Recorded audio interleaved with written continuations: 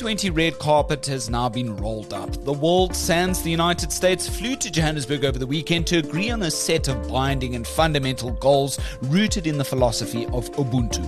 And President Cyril Ramaphosa bowed to applause from his global counterparts whilst drawing flack from the White House. Next, we assess the special summit and where it leaves Jozi and the rest of us with Deputy Politics Editor Bongekile Macupe. Despite everything, despite all the drama, despite all the negativity, despite all the uncertainty about whether the US is coming or not, but at the end of the day, when all is said and done, I think we have to be proud as South Africans that our country was able to host an event of that magnitude.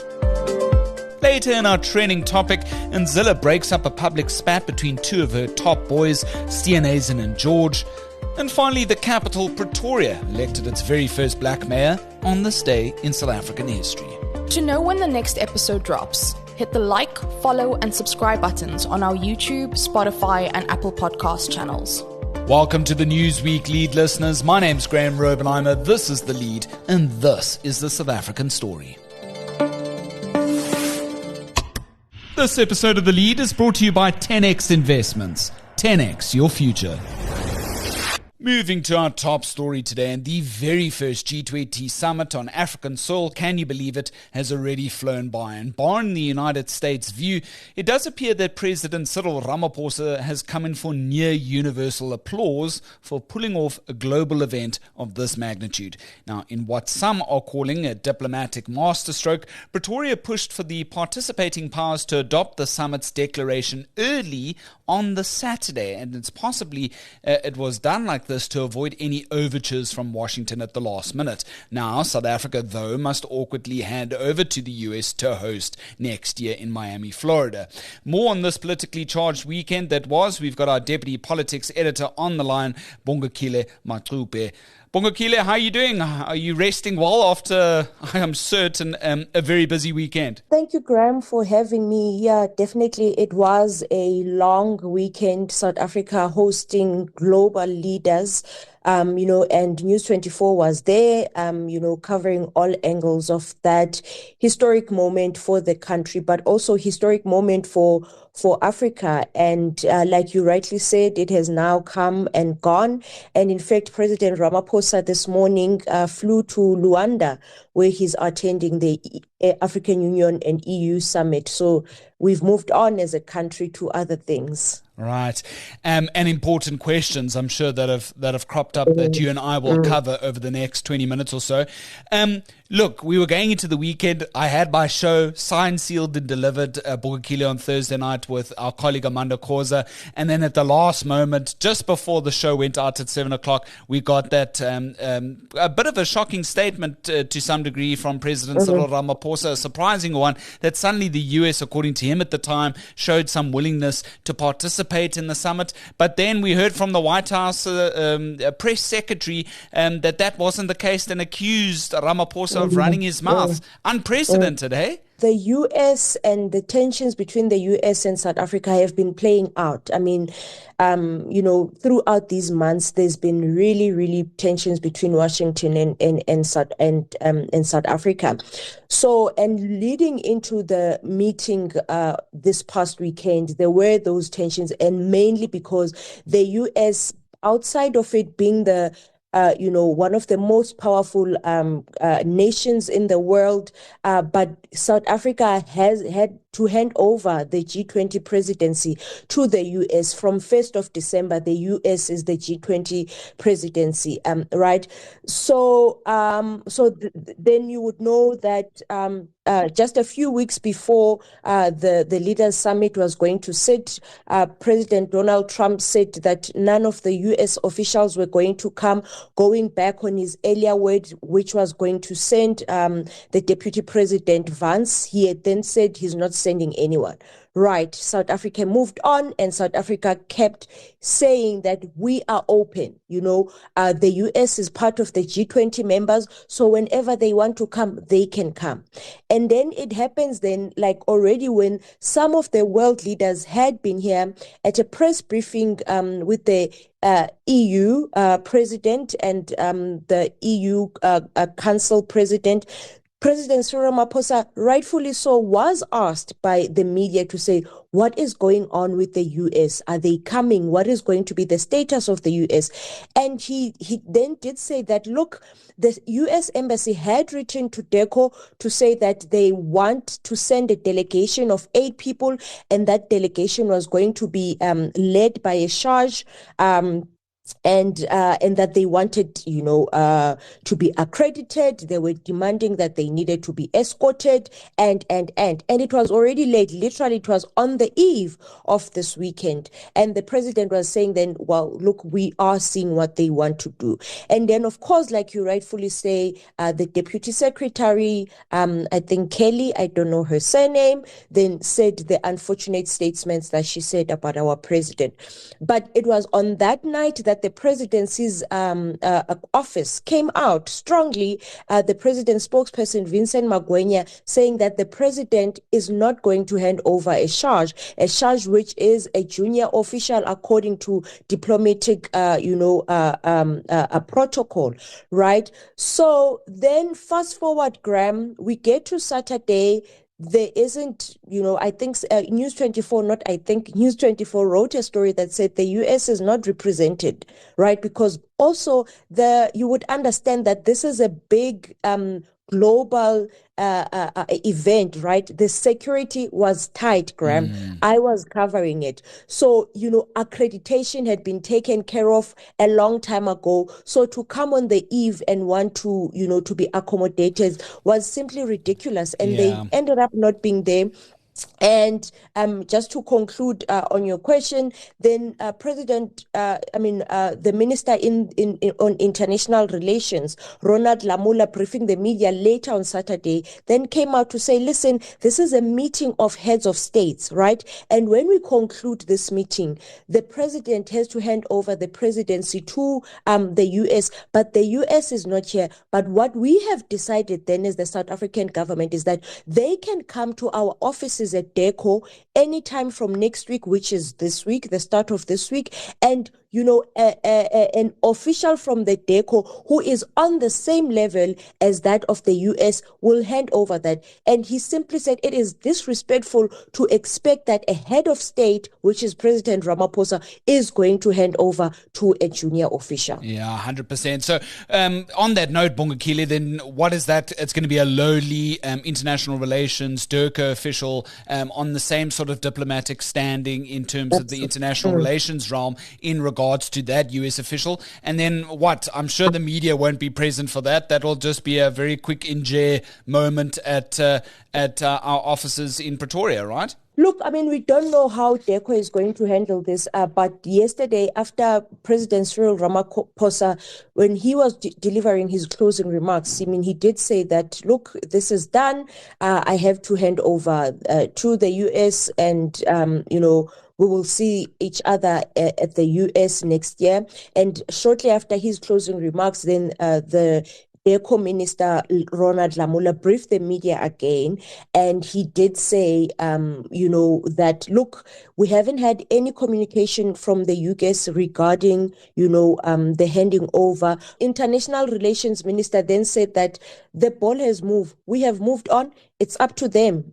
We've delivered a successful G20 summit meeting. It's up to them what they do, and our position is still clear.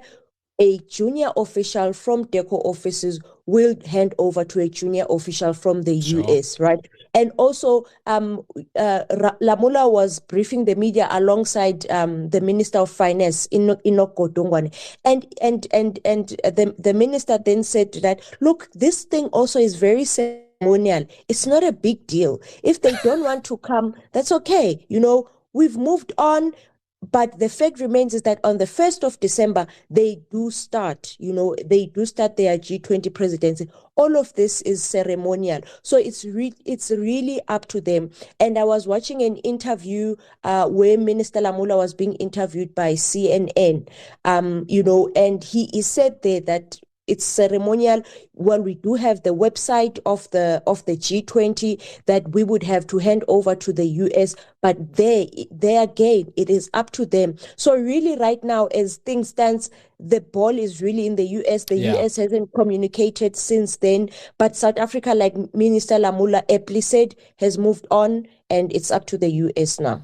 Bongekile, President Cyril Ramaphosa, I mean, we know he's an internationalist. He's very good at diplomatic dealings. He's adept at foreign relations, and he really gets that feather in his cap from his days with Nelson Mandela. And he's very much sometimes sort of compared to former President Thabo Mbeki in how they handle, very tricky diplomatic meetings, et al.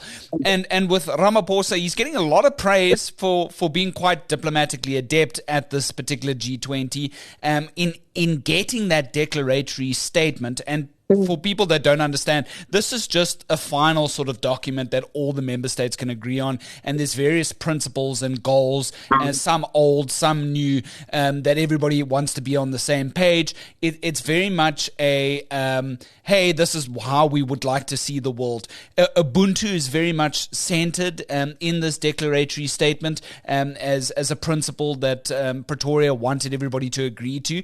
But he did all of this on the Saturday instead of the late Sunday, and there was also this moment where the video cameras had caught the president and the rest of the member states having the plenary and the vote, and then the cameras only went off a little bit later, but the cameras weren't meant to be on. I wonder if that was all planned, Bongekile. Look, Graeme, going into that meeting on Saturday, I think all of us as the media were just saying, oh, this is going to be such a long day because rightfully so, these are world leaders, so they are locked somewhere in Nasrec. We don't know how they are entering. We don't know where they are. And it was a closed session. There was only the opening session that was going to be streamed to us. And then from there, it was going to be the plenary, which was going to be closed until, so it looked as we were going to this after we had seen the official program, we had really thought, look, this is going to drag, and it's probably we're just going to be locked in this hall for hours on end. We don't know what's going to happen. None of us would have anticipated the drama that happened on Saturday, that sent all of us now as journalists, not scrambling, but, that all made all of us excited because things were really moving in a way that we hadn't anticipated. So, yes, so President Ramaphosa then was delivering his open remarks, and, towards the end of his open remarks, then he then says, must we, adopt the declarations, and then the leaders and their delegation starts clapping, and Minister Ronald Lamula then goes into his ear. I think he whispers to say, no, you were not supposed to say this. This was part of, But, one of our colleagues at News 24 spoke to some senior diplomat about this and whether this was really, a masterstroke by the president or kind of planned, and the diplomat was like, no, it was kind of planned, because I think it was also in response to the US and their threats going into this, that if you do adopt the declarations, we will not support that, or we are not in agreement because we also we are opposed to the policies of South Africa. But also this was not about South Africa. It was about the G20 members and what they believe in, and what they think they should get out of that meeting. So anyway, Graeme, then the cat was out of the bag because the president told us to say, look, and we have adopted and unanimously, but also there was one country, which was Argentina, because the SABC was the official press for South Africa, and they the thing was playing, the plenary was playing, and then it kept on switching off and switching on. I am not sure what was happening in that, whether it was a technical glitch or in. But at some point, we could listen in on other members delivering their contributions, and it was only Argentina which was opposed. They were chacharach, but they've done that before, Bongekile. No? Yeah, and they were like, no, they don't agree, particularly when it comes to peace and around the issues of Gaza. But President Ramaphosa was also very stern in their response, and he said, look, we respect your view, but also, in Brazil, you were given the opportunity to air the things that you were not happy about. But in any case, we respect your position, but it doesn't nullify that the declarations have been overwhelmingly adopted. Sure. Interesting. I mean, to the lay person, Bongekile, let's get real for a minute quickly. People look at the declaratory statement and they're like, so what? You know what I mean? So what about all of this? It's just it's an international affair. How does it change my life at the end of the day? What does that statement say? It's basically, we want peace globally. The spirit of Ubuntu is something that all, global leaders should adopt in their approach. And it's just calling for action over climate and the usual sort of UN-aligned goals and values, right? Yeah. So, Graeme, interesting, because I think with us, even as colleagues, we had been having this conversation to say, at the end of the day, what does this mean for an ordinary South African? What does this mean for an ordinary person in China? What does this mean for an ordinary person in Brazil, right? And yesterday at that briefing that Minister Lamola and Minister Godongwana had after the closing remarks by President Ramaphosa, one of the questions that came out from the journalists was to say, look, South Africans have been watching, over 2 days. Their roads have been closed. There's been some inconvenience for some of them. But essentially, what does this mean? And, Minister Godongwane then said, look, this, in as far as, brick and mortar is concerned, it doesn't mean anything right at the moment, because this is a high level meeting of international leaders, So, but at the end of the day, at some point, this can, assist in how these G20 members, shape their policies, but it's not something that you are going to see the results of it today or tomorrow. But in a long run, because of these discussions that are happening, we are going to maybe see some of, the countries adopting policies that are aligned with some of the decisions that were made. Yeah. Or it's also like a guiding tool for these G20 members,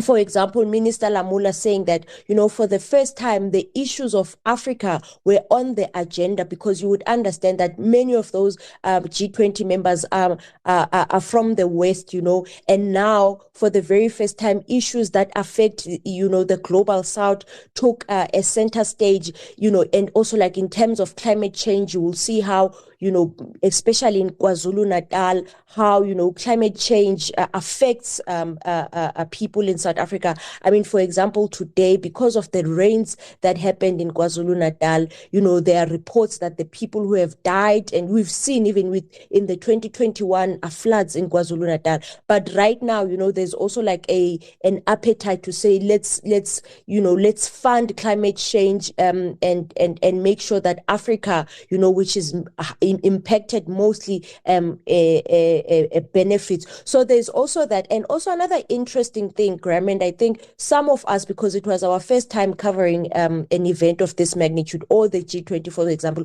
we did not know. But it was also interesting to learn that this is a formal gathering. I think even the UN secretary had said on Friday when he was briefing the media, but it was also said by, the other leaders that this is an informal meeting of these G20 members. It's not necessarily, they are not forced. So everything that's agreed upon there is not, they are not forced to abide by it. They can choose to say, okay, this looks good and I would want to take this for my country. I would want to take this. But mainly it's just like a meeting of, let's exchange ideas. Let's see how we can change the world. Let's see how we can be impactful, speaking in unity. But it's not results that you are going to see tomorrow. Yeah, I to your point, and before we end off, Bongekile, it's definitely about these particular countries keeping the economic doors open in a neo sort of liberal economic world, right? Whilst the US is slapping everybody with tariffs,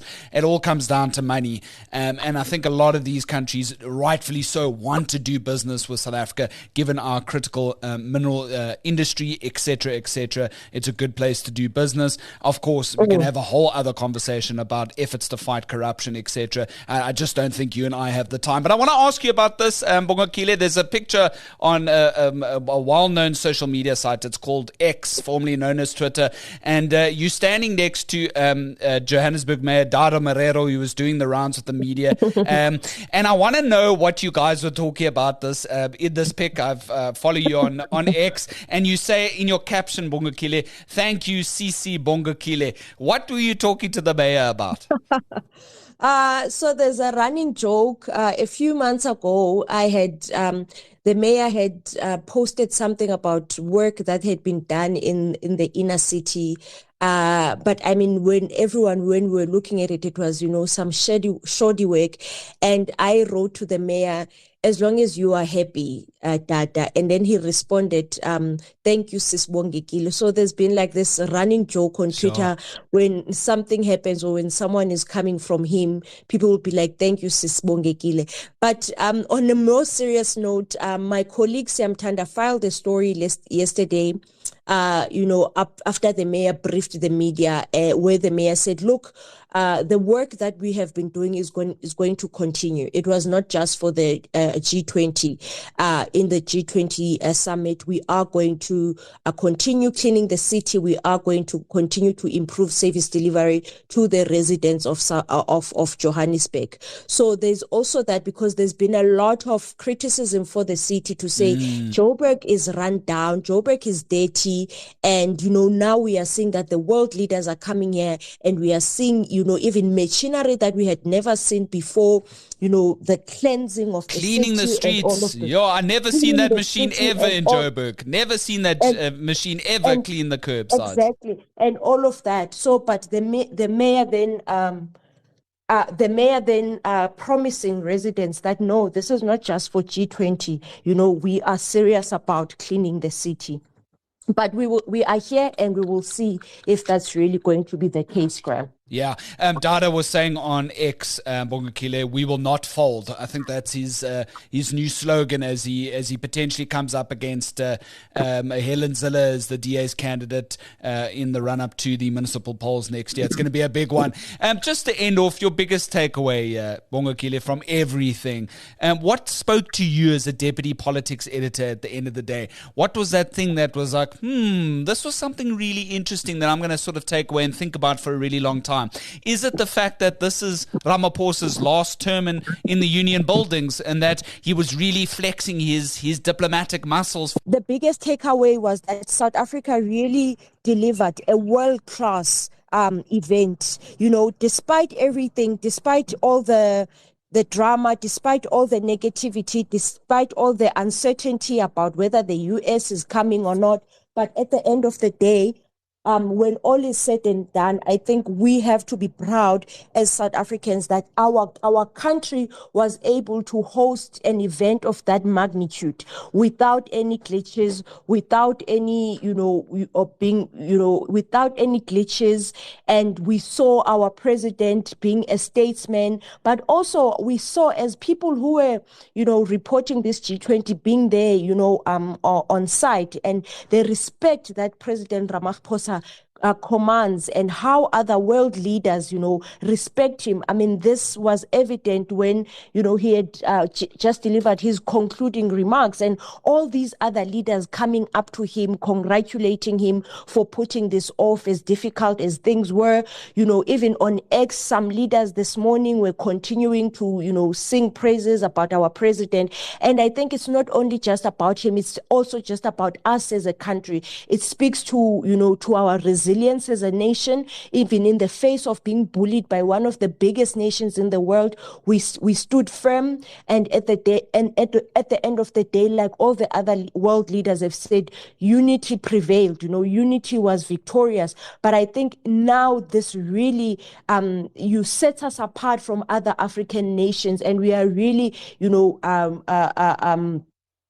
it sets us apart from other nations, and we have proven that, we are not just some small African country, but we are able to play with the big boys on an international scale. But also our president, how he handled himself, how he was, calm, how he was never at no point, throwing his toys out of the court like another president that we know that we are not going to mention. But he remained a statesman. He was clear. He was focused on the vision of delivering a successful G20, and which he did spectacularly. Yeah, I got no time for that orange one. I think we'll leave it there. Bongekile Macupe is our deputy politics editor. Her and the rest of the politics team, flanked by Amanda Khoza as well as Siamtana Tsapa, have done an absolutely impeccable, sterling job out on the front lines of the G20 summit this weekend. It's all said and done. It's all sort of done, signed, sealed and delivered. But there's one part of the story that's not done yet, and that's holding Mayor Dada Marero to account on whether or not they're going to keep up the same sort of level of service delivery in the city of Johannesburg as we move into elections next year. Nkosi kakhulu Bongekile. We'll chat again soon. Nkosi Graeme. Cheers. At 10x Investments, we don't only help you invest for retirement, we help you craft a legacy. With thoughtful planning and meticulous execution, you can create the retirement future you've always wanted. Invest with us today. 10x your future. 10x is a licensed FSB.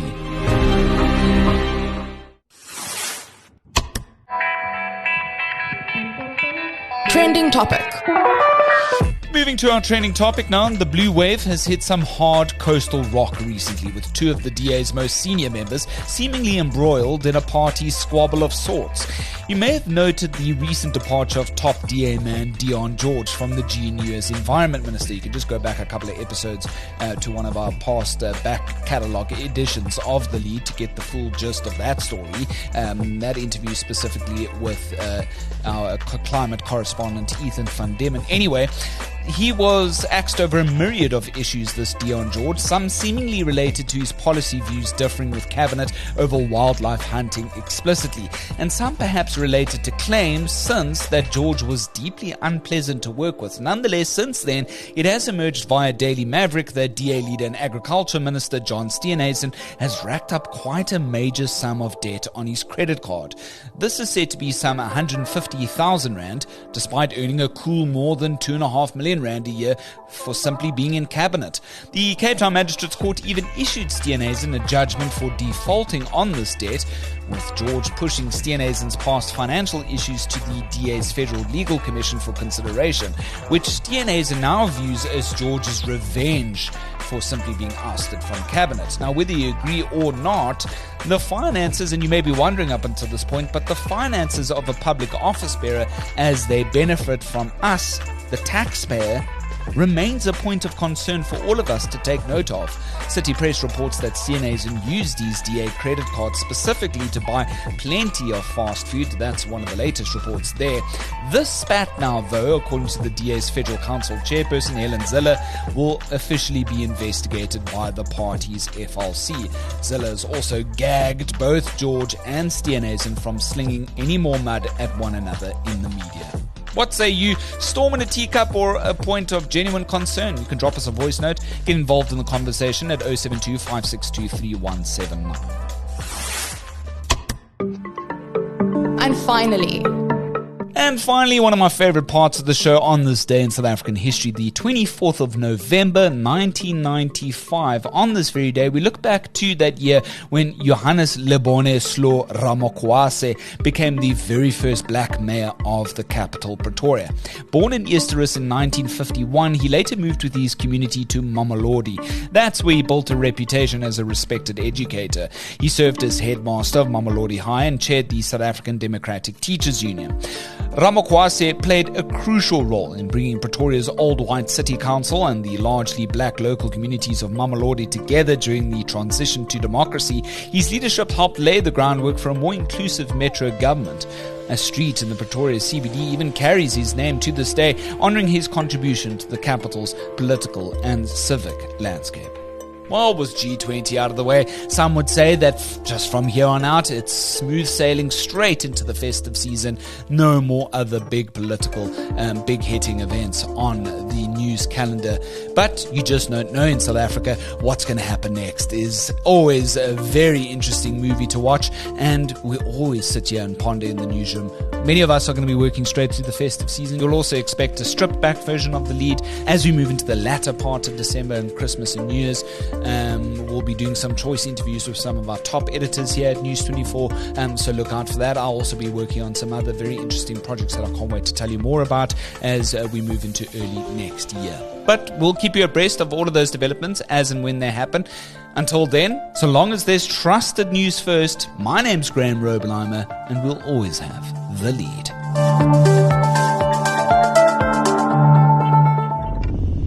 This episode of The Lead was brought to you by 10x Investments. 10x your future.